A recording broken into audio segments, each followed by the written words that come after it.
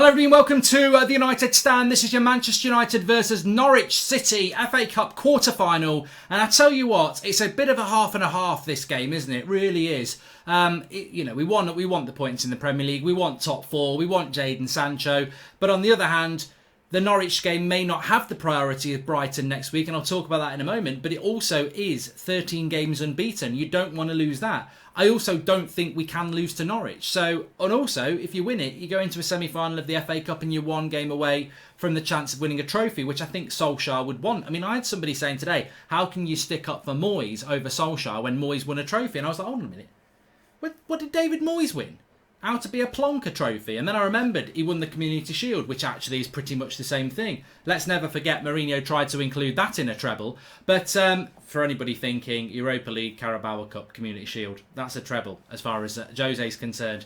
But look, I do want Manchester United to beat Norwich, but I'm also very aware of how you approach this game with regards to next Tuesday in Brighton. Brighton have beaten Arsenal, they've drawn with Leicester, they're doing very well at the moment. I've watched both those games, they're well organised and they are energetic. And they will have more energy than us on Tuesday because their last game was Tuesday, so they've had a week off. Whereas we've played Wednesday night, going to play Saturday afternoon, then play Tuesday. This to me is the obvious reason why Ole Gunnar Solskjaer needs to keep some sharpness for this Norwich game. Now, we'll be talking about the topical news from today. We've got things to talk about, like Havertz is what he said about a move. We've been offered a top striker. Some say Harry Kane to United. Fred, new contract. An update on another club coming in for Bellingham. But let's talk about Norwich, Manchester United first of all. And look, when I look at Norwich, first of all, with all due respect, they're not very good. They've lost their first two games back.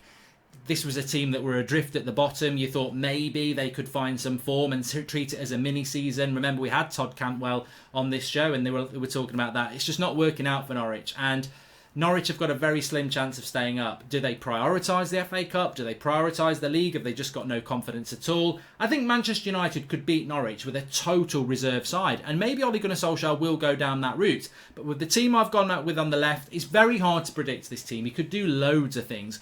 But I've gone Romero in goal. And then I've sort of mixed it up. I don't think Ole Gunnar Solskjaer in his time as manager has ever totally rested a whole team. In fact, he normally doesn't rest the team. He normally plays about 90% of his first team, even when he should rest players. But I think Ollie's going to learn.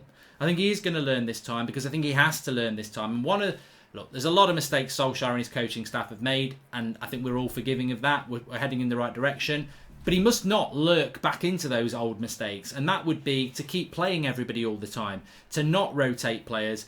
And we've got a great opportunity here. I know we've only beaten Sheffield United and we've drawn with Spurs, but we've got a run of games that we can really win. But we need to be fresh. And we definitely do not want to be picking up the injuries that Palace have seen with Zaha, that Arsenal have seen with people like Martinelli and Xhaka, and Man City with Aguero. Those injuries are very real and they're very heightened and they're very more likely because of how the players have not had a pre-season and they're having to play a lot of football very, very quickly. So injuries are going to happen to United. It's inevitable. We won't get through the next month without losing a few players for injury. And that's the mindset for me. When you know you're going to pick up injuries and you know there's a high risk of injuries, and let's be honest, Manchester United's fitness department hasn't got a great record. Why would you play players in a game that's not that important, not as important as winning our next few Premier League games, getting top four, getting Champions League football? So it's very, very, very important that Manchester United do rest the right players. So I don't think Ole Gunnar Solskjaer is going to pick 90% of the first team again, but I don't think he'll go as far as picking 90% reserves. I think we'll see a halfway house. So I expect to see Romero in goal. You could see Delo at right back, but I think he'll play Wan-Bissaka. I think Eric Bailly will come in, and I definitely think Harry Maguire will start. He just doesn't seem to want to drop Harry Maguire. And would you go as far as to play Bailly and who would you play? Because Jones and Twansebi are not fit. So I think Harry Maguire will play. Williams in at left back for Luke Shaw. Definitely give Luke Shaw a rest. And Brandon Williams is knocking on that door for that spot anyway. So no problems with that. Matic needs a rest. So McTominay comes in. We need Matic really raring to go for Brighton. It would be, Matic would be a terrible player to lose through injury. I think he'll start Pogba and Bruno. Now, look, Fred probably deserves to start this game. Maybe he'll play Lingard, maybe he'll play Pereira. But I just got a feeling he's going to play Pogba and Bruno for the simple reason that he's got 5 subs. He's got 5 subs, and he can use those 5 subs at half-time. He can use them whenever. So I think, there's something I want to say about Pogba in a minute, but he said after the game yesterday about Pogba's not quite there yet, even though he's doing really well. So I think he will just give Pogba a bit of game time. With Bruno, I think it's about making sure we win the game, so I think he'll start Bruno. I think Rashford needs the game time, so he'll definitely play Rashford. Agallo for Martial makes loads of sense. Agallo deserves a start. Martial deserves a break. And then on the right-hand side, I think he will go with Dan James, because Dan James, I don't think Ollie likes dropping players. I think he wants to keep the morale up. You know, you don't want to keep players unhappy, and I don't think United players are unhappy. They look great. You know, I don't think McTominay, Fred or James reacted badly to being dropped, because I think they know what this club's all about, and I think they're hungry. But you've got to keep them hungry. So I think James will start, because I think he knows the importance of a confident Dan James, and we've seen a confident Dan James at the start of the season and just before lockdown. We need to see that. So I think he'll do that. But look, Juan Mata, Jesse Lingard, Andres Pereira, Diogo Dalot, these are all players that could start this game. And he could go with a totally reserve side. And if he does, I'll applaud it. I think it's a very good idea to do it. But I just don't think Ollie is that manager. I think Ollie wants to win the FA Cup, and I think he'll go with a 50-50. So be interested to see what you lot think. The thing is, if we beat Norwich, and I think we will beat Norwich, and I'm going to say we'll beat Norwich 3-1. That's going to be my score prediction. I think we will beat Norwich. But look who's left in the tournament, and this is where, for me, I don't want to disrespect the FA Cup, but I remember when United didn't even enter the FA Cup when we were the holders after '99, because we went to that stupid tournament in Brazil. I do respect the FA Cup, but it's not the tournament it was. It never is going to be, and it's nice to win the FA Cup. I liked winning the FA Cup under Van Gaal, but he got sacked the next day, so that was sort of took a bit away from that. So I do want us to win the FA Cup. I don't think we can win the FA Cup, if I'm honest with you, because if we get through, I would say Chelsea will beat Leicester, Arsenal will probably beat Sheffield United, and Man City will definitely beat Newcastle. Man City want to win the FA Cup, and they're the favourites to win the FA Cup. For Manchester United, that FA Cup semi-final is going to be the midweek between two big Premier League games, our last two games of the season, and then we're going to play the FA Cup final after that. Look, let me correct that. We can win the FA Cup, we can beat Manchester City, but the priority has to be the Premier League. And I know that always sounds bad, because taking the FA Cup over fourth spot, what's more valuable? But I think for what we're trying to achieve, the Premier League is what we need to win. And let's not forget, once all this is over, once the Premier League and the FA Cup is over, we've got the Europa League in August. And I would rather win the Europa League again than win the FA Cup. I think it's a bigger trophy, and there's more status to it. And I think there'll be tougher teams in it. So the FA Cup, to me, I don't want us to get knocked out on Saturday, but I would like us to see. I would like Ollie to use the FA Cup for the players that are peripheral players, the reserves, the subs, the players who are knocking on the first team door, the McTominays, the Freds, the Brandon Williams, the Agallos, the Dan James. They're the players I want to see given a run out in the FA Cup. So look, I value the FA Cup. I think we'll win 3-1. But you can probably detect I've just got a little bit of nervousness at the moment around the Premier League. I don't want to pick up unnecessary. I mean, look, I don't want to be in the situation on Sunday morning, on the Sunday morning show when we're live, saying Pogba's out and Bruno's got a knock and we didn't need to play them. And that's the danger. But he's got to balance that with also getting... I mean, maybe Bruno shouldn't play, actually. In hindsight, maybe Bruno shouldn't play. But I'm just going with how I think he will go with my team over there. So that's how I think we'll go. Norwich, I mean, they're so bad at the moment. I mean, they are so bad at the moment. I know Southampton wiped the floor with them, but are Southampton that good? I don't know. I think Norwich are in, Everton beat them the other night. Norwich should be a straightforward win for us. We beat them well at Carrow Road. We beat them well at Old Trafford in January. I think they're a team that United can bulldoze with, regardless of whether we put our best team out. But hopefully he won't put our best team out. Very interesting comment from Ole Gunnar Solskjaer about Pogba quickly before I go into the topical stuff. Please do smash a like on the video. Make sure you subscribe if you're new. And obviously we'll be live in the morning with the Ole Gunnar Solskjaer press conference just to give you an update what's going on. This game is a Saturday game at 5:30, I think, UK time. But Solskjaer has come out and said, if you want to know about the development of this Manchester United Football Club and the changes of Manchester United Football Club, the player to talk to is Paul Pogba. Because Paul Pogba has been injured most of this season and now he's back. He's coming back to a very different team that he saw last season.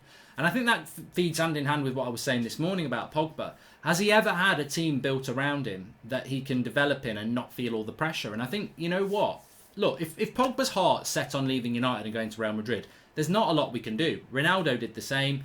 You can't do much about it. But if Pogba wants to leave United because he feels that promises were not kept and he was getting a bit bored here, there might be a scenario here where, look, Real Madrid fans are going to laugh at this. A lot of people are going to laugh at this. But who's got the better future, Manchester United or Real Madrid? Real Madrid playing a two-horse race. Of course they're going to win. They can win the league. Barcelona and them are not doing particularly well at the moment. But United have got a real... we play in the best league in the world. It's the best league in the world. It's the most competitive league in the world. Champions League winners could come from England at any time. We saw it with Liverpool. We've seen Liverpool in 2 Champions League finals. It was Spurs there with them last year. I think Man City could win it this year. United could be a real contender for it next year. So Pogba, is it a Real Madrid dream? Is it about playing in Spain? Or does he actually want to play somewhere for his career? If he wants to play somewhere for his career, Manchester United might be able to sell him a dream here. And Ollie's right. The team that Pogba's playing in now really shows the change over the last 12 months. It's a very different team. You've got younger players coming through like Williams and Greenwood that are hungry. You've got players who are better than a year ago like McTominay and Fred. You've got new signings in the club like Bruno, Maguire and Wan-Bissaka. You've got better players in Martial and Rashford. And then you drop Paul Pogba into that and it's a totally different world. He's got Bruno ahead of him who wants to lead. He's got Martial and Rashford who are more clinical.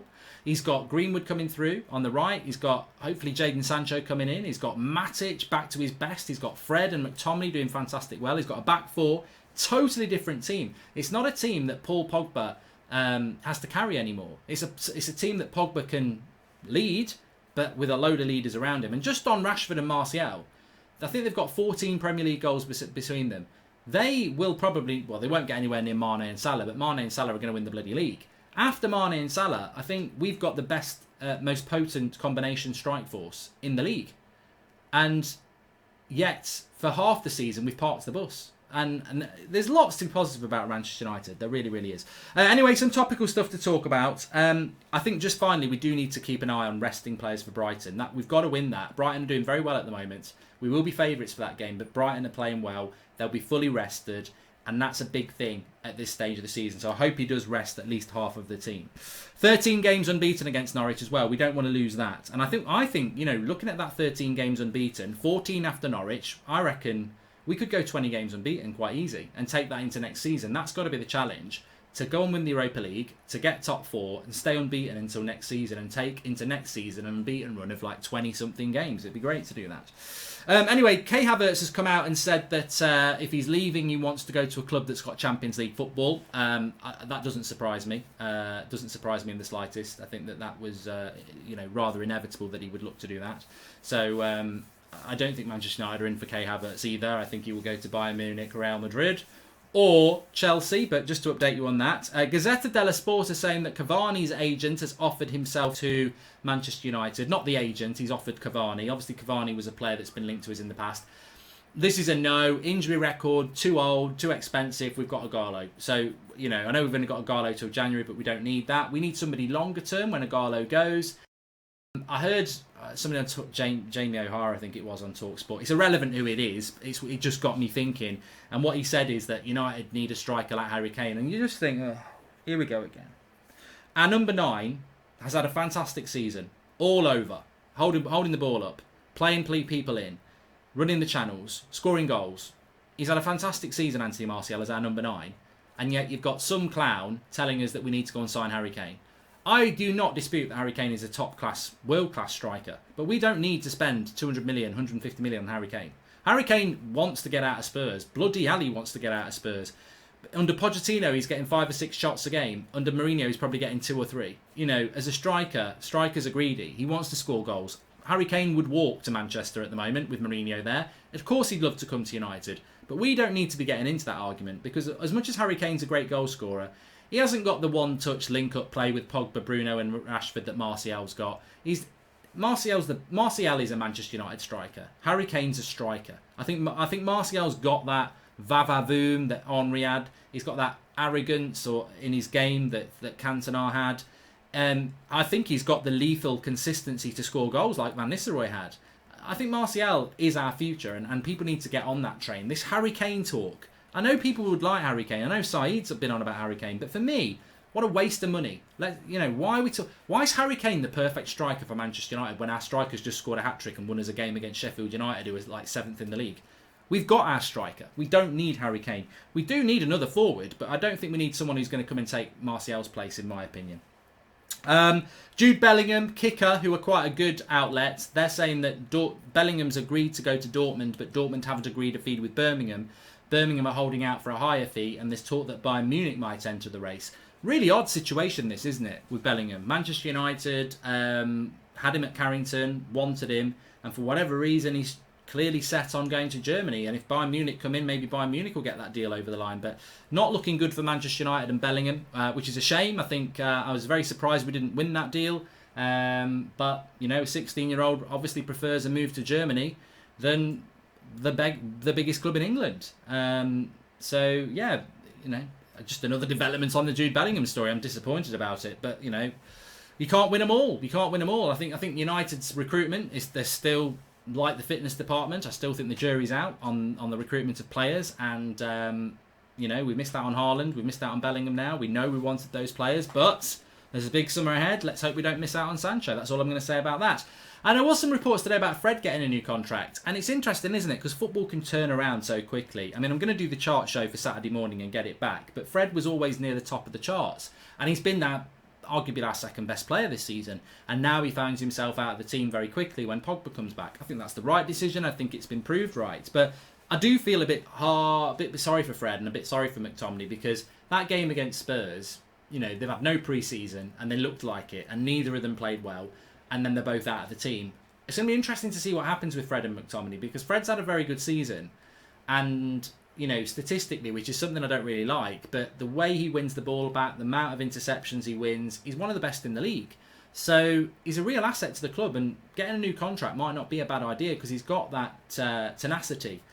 The thing is, McTominay and Fred don't have what Matic has got, which is the experience to run a midfield from that CDM role. I think if Fred or McTominay could do that, they could solve a massive problem for us. But I do suspect we may have to go into the transfer window, which then says, what is the future of McTominay and Fred if you've got Matic and another CDM, and then you've got Bruno and Pogba? There's not going to be a lot of game time for Fred and McTominay, who were first-team players up until Pogba came back. So it's a great problem for Solskjaer to have, and it's a great problem for us to have. And I would hope that Fred does get a new contract, because I think he deserves it, and he's been really good.